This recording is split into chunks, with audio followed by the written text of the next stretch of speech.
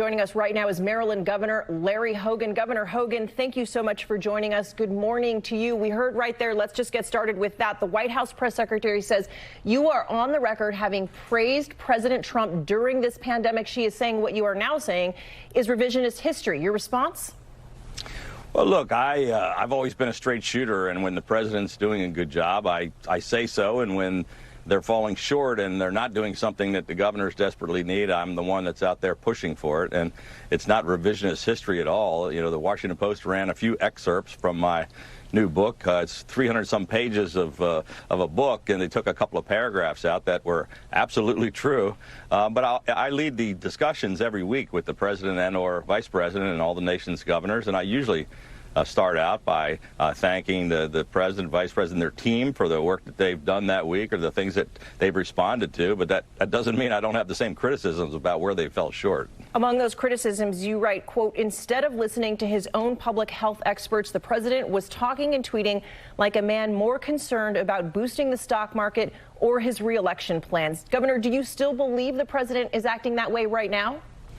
Well, again, this was an account of back in March and April at the beginning of the pandemic, and that's when I think we really fell short and fell behind on no national testing strategy. But I do think that sometimes that the president still ought to focus on listening to people like Dr. Anthony Fauci, listening to the folks at the CDC, and really taking the really good advice of some of the people on his team that are working hard and doing a good job, rather than just kind of changing their message and changing the position.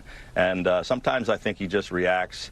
He's his own worst enemy by coming out and just tweeting something that makes no sense and goes against what everyone else in the administration is saying. You are also the president of the National Governors Association. I'm not telling you anything you don't know. Very few Republicans have come out to publicly criticize the president as you have, or been willing to. What are you hearing privately from some of your peers? Do any share the concerns that you've expressed, even if they're not saying it publicly? Well, and there's no secret, I think, that there are other Republican elected officials, both governors and senators and congressmen, who have some frustrations. You know, that while they may be supportive of the president, they still have some pretty big concerns about some of the shortcomings and the things that have gone wrong. Not too many people are willing to stand up and speak out. They don't want to be tweeted about. They don't want to be primaried, and they don't want to, have any wrath of the president coming after them. I'm not too worried about that, because I just think it's important to tell the truth and get the facts out there. I'm in a state where I run about 40 points ahead of the president, and the president lost my state to Hillary Clinton by almost 30 points. So not much he can do to me here. You do have a mask mandate there in Maryland. We are seeing this debate play out around the country, especially in Georgia right now. So would a national mask mandate help? Is that the way to go?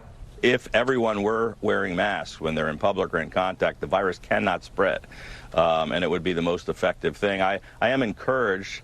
It's worked very effectively in our state. Our economy is nearly fully open.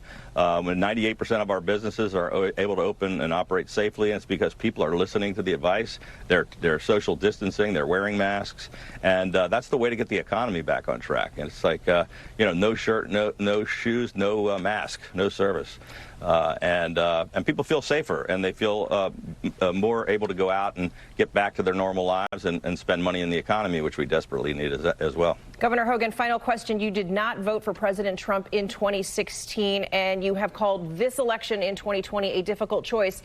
Who are you voting for? I'm the chair of the National Governors Association. I'm not going to get too involved in politics right now. I'm going to have to make that decision between now and November. Governor Hogan, have a good day. Thank you so much. Thank you.